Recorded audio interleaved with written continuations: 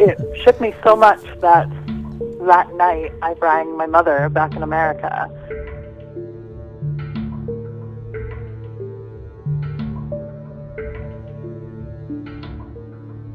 I have lived in Scotland for about 17 or 18 years now.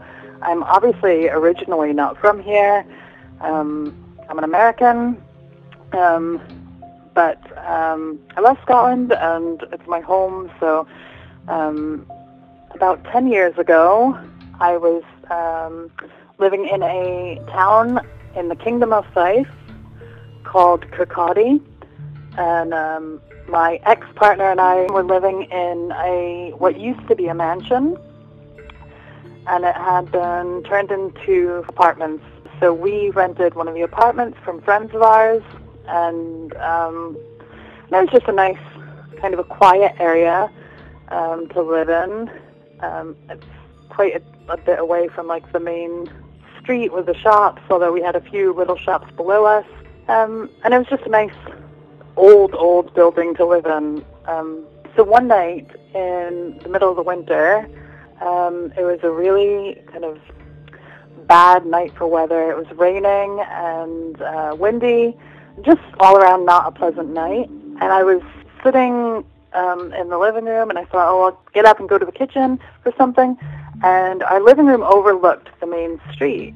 So when I stood up, we also have a bus stop in front of the building. And it's usually completely deserted at this time of night. And I noticed there was a woman there. Initially, all I could tell was it was a woman, because the bus stop is lit. So I thought that's really strange because there's no buses at that time of night. This was about 11, maybe even later. So I watched for a few more seconds and realized it was quite an old woman. And that worried me. I thought, you know, why is this old lady standing at the bus stop on a really horrible night, cold, rainy, windy? So I thought I'd better go down and just check on her and tell her that there's no buses coming at this time of night. So I said to my ex that this is what I was going to do. Could he please watch from the window? I'm just a kind of cautious person anyway, not that this was a bad area at all, but I just thought, yeah, just keep an eye. It's just not a nice night. So I went downstairs without a jacket or anything, thinking, oh, I'll only be a few seconds, and walked up to the bus stop. I approached this woman, and she maybe my mom's 5'4", and she was smaller than my mother, so I don't know, maybe 5'2", 5 foot, very tiny woman. She had glasses, she had grayish white hair, and it was up. She was wearing a brown kind of, we just say overcoat, but like a trench-style coat, not a trench coat, but, you know, a longer coat, and just said, hi, I just wanted to let you know that there's no buses at this time of night. And she said, oh, that's fine. And I thought, okay, well, why are you standing here then?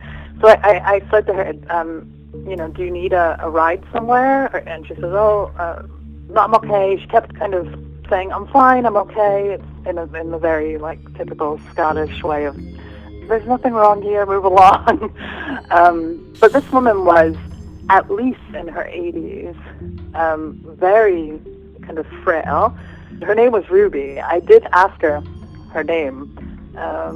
She had a walking stick or a cane, and I just thought, if this is my mother or my grandmother out here, I would be so upset that this poor old lady's just left at this bus stop late at night.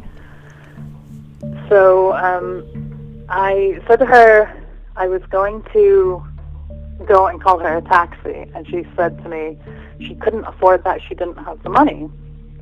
I said, don't worry, I'll pay for it. Let me just get you a taxi. I asked her where she was going. She just said, up the road. I can't find if she said up the road or that way, but either way, she had just kind of been very vague about it. And I just chalked it up to, she maybe just doesn't want me to know where she lives. She's just cautious herself.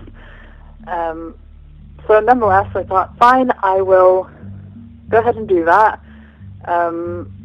She didn't kind of argue with me about doing that in any way. So I went upstairs and I said to my ex that I'm going to bring her a taxi. Please keep an eye on her, and I'll pay for it. So I called the taxi firm, which was just a small local taxi company that I used quite a bit. And I said to them the situation. I said, look, there's an elderly woman out here. They obviously knew the weather was bad.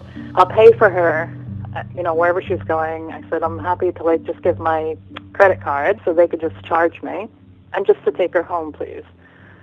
So that was fine. They said they would be about 5 minutes. And I thought, brilliant, great. In the meantime, I would go downstairs and bring her my umbrella, and that's what I did. So I grabbed the umbrella, went downstairs, told her the taxi's coming, and she kind of just, okay, no big deal. And I said, I'm going to go back upstairs for a minute because I wasn't wearing a jacket and I was freezing. Again, going up and down in our flat, it only took a few seconds from the bus stop for me to go inside to where I lived. So I went upstairs to get my jacket, and as I was doing that, my ex said, oh, the taxi's here, as he was still watching out the window. And I thought, okay, great, grabbing my jacket, and then he said, oh, they've just left, and she's still there. And I thought, what is going on? Why would they do that? I thought, oh, no, this is not okay. Well, I said to him, we will just drive her. So I told him, grab your keys, and let's go. So within the span of, 5-10 seconds from me saying, grab your keys, and walking out our door and just down one flight of steps and opening the door, she was gone. Nowhere to be seen. This is a straight road. You can see quite a long way down the road. There's not really many places you could kind of disappear into within a few seconds, unless you were like an Olympic sprinter. I don't know. My initial reaction was just like total shock. I thought, I'm losing my mind. I don't know. I remember saying, wait, you saw this too, to my ex. I just needed to clarify that somebody else just experienced or just witnessed what I had seen.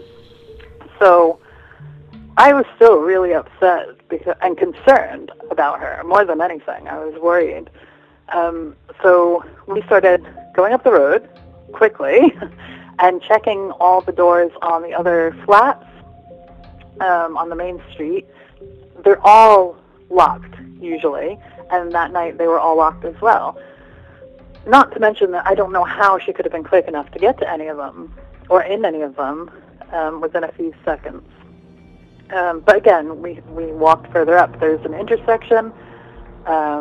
We walked up that way. We separated. One went one way, one went the other. She's nowhere to be seen. It was just completely baffling. So after searching for a good 10, 15 minutes, just everywhere we could, there was a car parked behind the bus stop. There was only, at night it was only used by residents. Very few people that lived in the building had cars, so I think there was only about 3 or 4 cars. We even went to the extent of looking in cars. She was just gone. She was completely and totally just gone.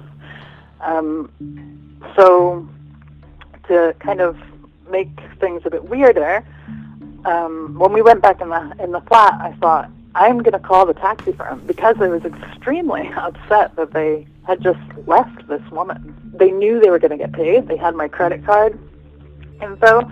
And when I called, I spoke to the driver, and he said she just refused. She just said no, she wasn't going to go. She didn't need a taxi. She wouldn't get in. And he said, well, I can't force her. So I just had to leave.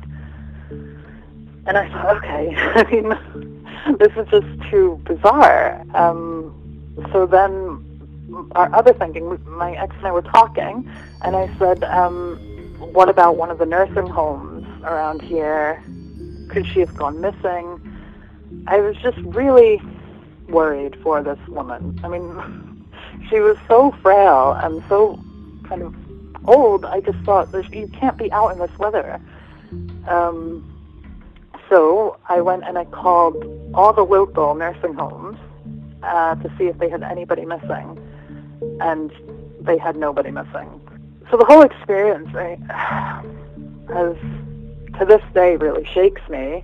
But there's kind of like a twist as well. I had given her my umbrella that night, and after she had disappeared and we had been searching, there was nothing left in the bus stop then, because we stood there at one point for a few moments trying to gather our thoughts of where she could have been. But the next morning, my umbrella was in the bus stop. It absolutely was not there that night because we stood in the bus stop to stand out of the rain, after she had disappeared, to gather our thoughts. And in the bus stops, there's benches. So, I mean, I would have seen it. It was sitting on the bench in the morning. It shook me so much that night I rang my mother back in America, really upset, because I couldn't get my head around what had happened. And what really affected me, or still affects me to this day, is the fact that I spoke to her. And I stood, right next to her, and I physically handed her something. I could remember her face, and that she wore glasses, and that her hair was up, and I have no explanation for what happened or where she went. I wish I did know what happened. So that's my story of the woman who vanished. Wow, thank you, Krista. That was a crazy story, especially after you called all the different places and walked all around looking for that lady.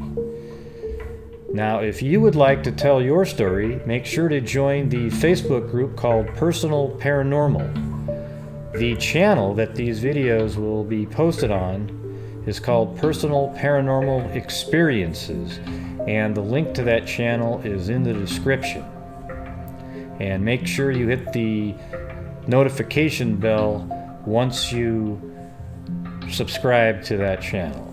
I really look forward to hearing all the different stories out there. I will not be trying to debunk any of them or critique them. I am just making videos on individuals' personal paranormal experiences.